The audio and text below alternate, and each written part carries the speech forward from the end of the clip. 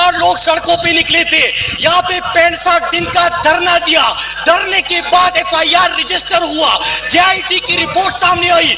JIT की report के बाद यही शहबाज शरीफ और राणा सनाउल्लाह उसमें मुलविस पाए गए। ये आके बात करते हैं कि जिस मुल्क को लूटा था आपने, और जो आपका नारा था कि हर पल का हो, हर पुल का हो, हर सड़क का हो, बेधड़क का हो, उसको हम क्या मोहब्बत है, क्या इत्तेफाक है, गर्दन से पकड़ के पिशावर पे और लड़कानों में घसीटने का आलम देखिए जरा, इनकी मोहब्बत देखिए जरा। बिलावल ने कल बयान दिया, बिलावल तो हादसाती तौर पे चेयरमैन बन गया। ये बात करता है इमरान खान की। थोड़ी सी अगर शर्म होती तो जिस शख्स ने खुद जस्टिस कयूम को फोन करके कहा कि फला को इतनी सजा दो, फला को अंदर कर दो, फला को बाहर कर दो, फला को फारिग कर दो, उसको वज़ीर आज़म बना दिया गया। इसको सेलेक्टेड वज़ीर आज़म कहते हैं। अस्सलाम वालेकुम नाज़रीन इकराम, ये जी मुराद सईद हैं जिन्होंने सेंटर मुर्तब होते ही ऐवान में हल्ला बोल दिया। जी हाँ, मुराद सईद का नाम सुनकर खौफ होने वाले मुखालिफिन की हवा निकाल कर रख दी। मुराद सईद ने नाज़रीन इकराम अपने सामने बैठे हुए बिलावल भुट्टो, वज़ीर-ए-आज़म शहबाज शरीफ और पीपल्स पार्टी और नून लीग की नूरा कशी को एक्सपोज किया और उनको बुरी तरह से पेश करके रख दिया ऐवान में। आप वीडियो देखें नाज़रीन इकराम, एंड पे दोबारा बात करेंगे। अब स्पीकर साहिबा, थोड़ी सी अगर शर्म होती तो जिस शख्स ने खुद जस्टिस कयूम को फोन करके कहा कि फला को इतनी सजा दो, फला को अंदर कर दो, फला को बाहर कर दो, फला को फारिग कर दो, वो बातें करता है यहाँ पे बैठ के। स्पीकर साहिबा, बात यहाँ पे खत्म नहीं होती, बात खत्म यहाँ पे नहीं होती। मॉडल टाउन के FIR की बात हुई, 50,000 लोग सड़कों पे निकले थे। यहाँ पे 65 दिन का धरना दिया। धरने के बाद FIR रजिस्टर हुआ। JIT की रिपोर्ट सामने आई। JIT की रिपोर्ट के बाद यही शहबाज शरीफ और राणा सनाउल्लाह उसमें मुलविस पाए गए। ये आके बात करते हैं। आपने कतर के वो मनाजिर देखे कि जब पूरी दुनिया और पाकिस्तानी ये कतरी खत लेके आते हैं, हमारा प्राइम मिनिस्टर वहां पे अवाम से बात करता है। इनके दौर में वहां पे रोजाना ट्रंप की धमकियां आती थी कि डू मोर और डू मोर। जब इमरान खान आया, ट्रंप ने भी कहा कि हमारी मदद करो, पाकिस्तान मदद करे। ये इमरान खान है। लेकिन स्पीकर साहिबा, बात यहाँ पे भी खत्म नहीं होती। बिलावल ने कल बयान दिया, बिलावल तो हादसाती तौर पे चेयरमैन बन गया। ये बात करता है इमरान खान की। हादसाती तौर पे चेयरमैन बनने वाला। और स्पीकर साहिबा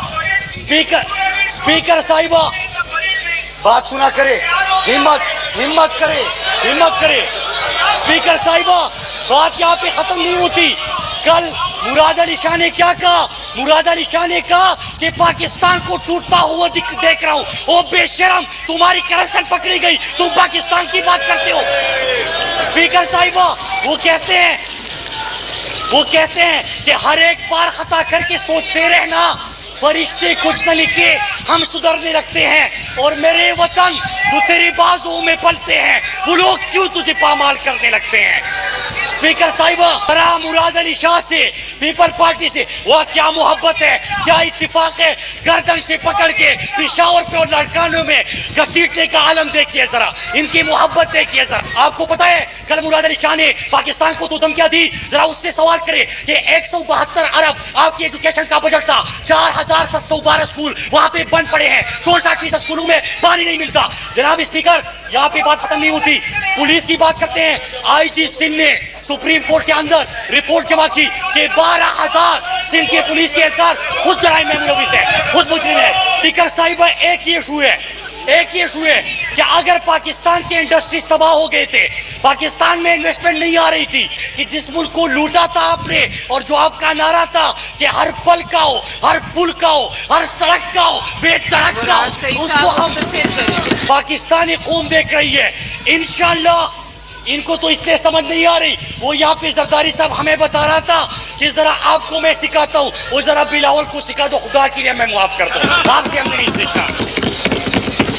बात कर रहे हैं, हादसाती तौर पे चेयरमैन बन गए, सिंध को लूटा। तर में 1 साल के अंदर 175 बच्चा भूख से, अफलास से, पानी के फुकदान से बिलक के इस ऐवान से सवाल कर रहे हैं कि मैं किससे पूछूं, मैं किससे अपने खून का हिसाब लूं? 1575 बच्चे घर के अंदर पिछले 4 साल में फौत हो गए। स्पीकर साहिबा, इनको जरा समझाने दे, इनको जरा समझाने दे। और वो बंदा जिसने पाकिस्तान को लूटा है उससे एक एक पैसा वापस लेंगे। रोक सकते हो तो रोको। पाकिस्तान का जो 2.5 करोड़ बच्चा स्कूलों से बाहर है, स्कूलों में जाएगा, पढ़ेगा, रोक सकते हो तो रोको। और जिन्होंने मॉडल टाउन में सामने से गोलियां चलाई, मेरे पाकिस्तानियों को शहीद किया, उनको भी जेल के अंदर डालेंगे। रोक सकते हो तो रोको। मोहतरमा स्पीकर साहिबा, और जो इतना पैसा बाहर पड़ा हुआ है, वो जगह बनाइए, जो मेरे मुल्क को लूटा है, उसका भी एक मैं स्पीकर साहिबा अगर बात सुन लेते मैं आराम से कर लेता। सुनते तो नहीं है, हिम्मत ही नहीं है इनमें कि वो बात सुन सके। इस तरह एहतजाज से क्या होगा? लूटा है, ये सारे लुटेरे यहाँ पे इकट्ठे होके। मुराद सईद साहब, आप स्पीकर साहिबा, मैंने बस कंक्लूड करें, आप काइंडली कंक्लूड करें अपनी बात। 2 मिनट में बस 2 मिनट में मुख्तसर बात करनी थी। कहते हैं कि आईना उनको दिखाया तो बुरा मान गए। मैंने तो अभी स्टार्ट ही नहीं दिया। स्पीकर साहिबा, मॉडल टाउन का, सिंध की तबाही का, पंजाब की तबाही का और मुराद अली शाह का जो बयान है कि पाकिस्तान को टूटता हुआ मैं देख रहा हूँ, आप लोगों की सियासत खत्म होगी, आप लोग जेलों के अंदर डाले जाओगे, लेकिन पाकिस्तान ला इलाहा इल्लल्लाह पे बना हुआ है, इसको कोई नहीं टूट सकता। तो नाज़रीन कराम, आपने वीडियो देखी जी। मुराद सईद ने एक दफ़ा फिर से कप्तान का पक्का खिलाड़ी होने का ना सिर्फ सबूत दिया है, बल्कि सबूतों के साथ हुक्मरान टोले को बेइज्जत किया है और उनको चैलेंज दिया है कि जो 2.5 करोड़ बच्चे स्कूल से बाहर हैं, उन बच्चों को हम दोबारा स्कूल भेजेंगे। अगर आप लोग रोक सकते हो तो रोक लो। उन्होंने मज़ीद कहा कि जो सिंध के वज़ीर आला हैं मुराद शाह, वो पाकिस्तान तोड़ने की बात कर रहे हैं। मैं उनको वाज़ह तौर पर बता देना चाहता हूँ कि पाकिस्तान जो है वो हमेशा कायम व दायम रहेगा, और अगर कुछ नहीं रहेगा तो वो आप लोगों की सियासत नहीं रहेगी, चोर टोले की जो है सियासत नहीं रहेगी। इन सब लोगों को पकड़ कर जेल में डाला जाएगा, लेकिन पाकिस्तान जो है वो हमेशा कायम व दायम रहेगा। नाज़रीन किराम, आप इस बारे में क्या कहेंगे? लाजमी कमेंट सेक्शन में अपनी राय का इजहार करें। नाज़रीन, आज की जो वीडियो है जी, इसमें हम जानते हैं कि जी इसराइल जो है वो दोबारा से शाम में हमले कर रहा है। दमिश्क में उसने फ़ौजी हेडक्वार्टर के ऊपर हमला किया है, जिसमें काफ़ी ज़्यादा नुकसान हुआ है शाम का। तो शाम से आखिर हासिल क्या करना चाहता है इसराइल? अब क्या इसराइल जो है वो अपने आप को शाम तक एक्सपेंड करना चाह रहा है? आसा से बिल्ली थैले से बाहर आ रही है। क्या वो अब शाम के ऊपर भी कब्जा करना चाह रहा है? क्योंकि शाम इस वक्त बहुत ही कमज़ोर हुकूमत है। तो नाज़रीन करम, इस सवाल का जवाब जो है आज जानने की कोशिश करते हैं इस वीडियो में। दूसरी तरफ शाम की जो हुकूमत है वो एक वहाँ का मजहबी ग्रोह है द्रूज़, उनके साथ भी वो बरसरे बेकार है। इसराइल जो है इस कबीले की हमायत कर रहा है। आखिर ये द्रूज़ कौन सा कबीला है? शाम इनके खिलाफ क्यों लड़ रहा है? और इसराइल जो है वो इसकी हिफाजत क्यों कर रहा है? इस सवाल का जवाब भी इस वीडियो में आपके सामने रखने वाला हूँ। मेरे साथ रहिएगा। वीडियो अच्छी लगे तो लाजमी लाइक कर दीजिएगा और मेरे चैनल को सब्सक्राइब कर दीजिएगा और फॉलो भी कर लीजिएगा।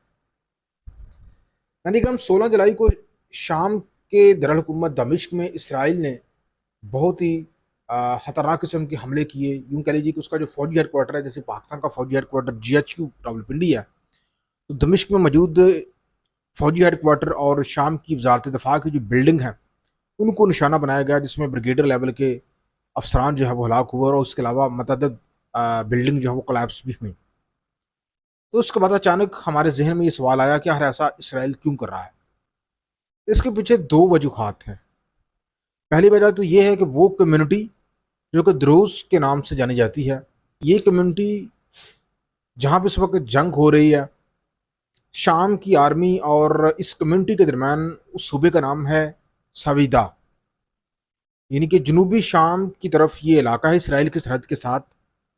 इस इलाके में ये कम्युनिटी बड़ी तादाद में मौजूद है। बशर अल असद के दौर से ये कम्युनिटी यहाँ पे लड़ रही है। पहले बशर अल असद की हुकूमत के साथ भी ये लड़ रही थी और अब शाम की हुकूमत के साथ भी लड़ रही है।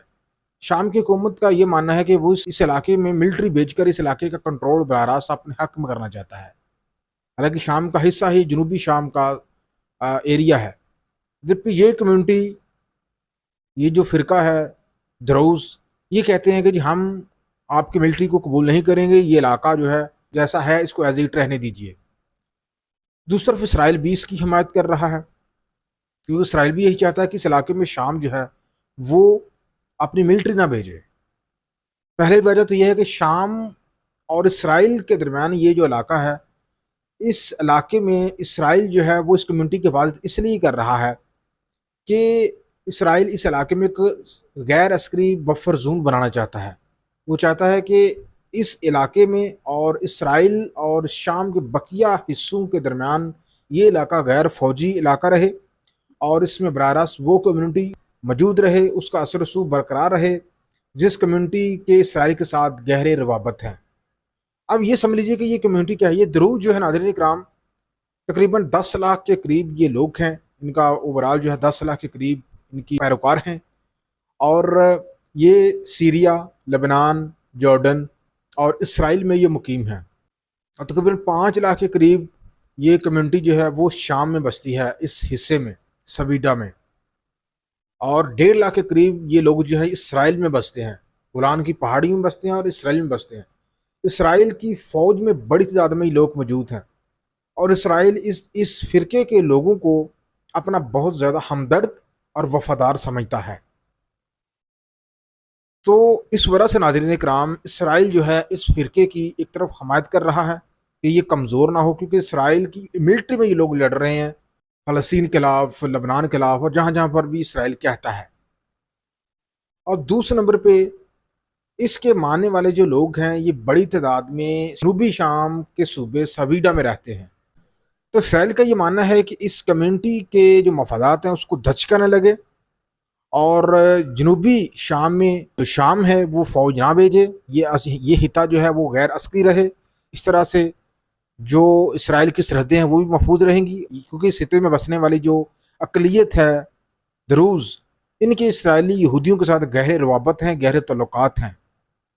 تو ایک تو اس کے پیچھے یہ وجہ بھی بتائی جا رہی ہے، جبکہ دوسری وجہ یہ ہے ناظرین کرام، اسرائیل کی طرف سے شام کے اندر حملے کرنا، اس کی فوجی تنصیبات کو نشانہ بنانا، اس کے پیچھے وجہ یہ ہے کہ اسرائیل جو ہے وہ نہیں چاہتا کہ شام ایک دفعہ دوبارہ سے پھلے پھولے، ایک متوازن سٹیبل ملک کے طور پر پٹری کے اوپر چڑھے۔ وہ نہیں چاہتا کہ یہاں کی ملٹری مضبوط ہو۔ یہ وجہ ہے کہ وہ وقتاً فوقتاً اس علاقے کے ملٹری بیسز جو ہے ان کو نشانہ بناتا رہتا ہے، اور اس کی کوشش ہے کہ دوبارہ سے شام جو ہے وہ اپنے قدموں کے اوپر نہ کھڑا ہو، اور اتنی مضبوط اس کی ملٹری نہ ہو کہ کل کو اسرائیل کے وجود کو دوبارہ سے خطرہ ہو۔ اس کی وجہ بھی یہ ہے کہ اسرائیل نے گولان کی جو پہاڑیاں ہیں ان کے اوپر ناجائز قبضہ کر رکھا ہے، اور یہ جو پہاڑیاں ہیں یہ اس کی ملکیت شام کی ہے، یہ شام کی پہاڑیاں تاریخی طور پر اسرائیل نے ان کے اوپر قبضہ کر رکھا ہے، اور اسرائیل یہ سمجھتا ہے کہ اگر شام دوبارہ سے مضبوط ملٹری کے ساتھ سٹیبل ملک کے طور پر ابھر گیا تو اس سے یہ ملک جو ہے دوبارہ سے گولان کی پہاڑیوں کی واپسی کے لیے اسرائیل کے ساتھ جنگ کرے گا، اور دوسری طرف اسرائیل کی جو سٹیبلٹی ہے اس کو گہرا دھچکا لگے گا۔ یہی وجہ ہے کہ اسرائیل جو ہے ناظرین کرام شام کے اندر ملٹری تنصیبات کو نشانہ بنا رہا ہے، اور شامی حکومت کے ساتھ لڑنے والی دروز کمیونٹی کو بھی جو ہے وہ سپورٹ کر رہا ہے۔ امید کرتا ہوں ناظرین کرام اس تازہ ترین جنگ کے بارے میں جو پیچھے بیک گراؤنڈ ہے اس کے بارے میں آپ لازمی جان چکے ہوں گے۔ ویڈیو اچھا لگے تو لازمی لائک کر دیجیے گا۔ خدا حافظ۔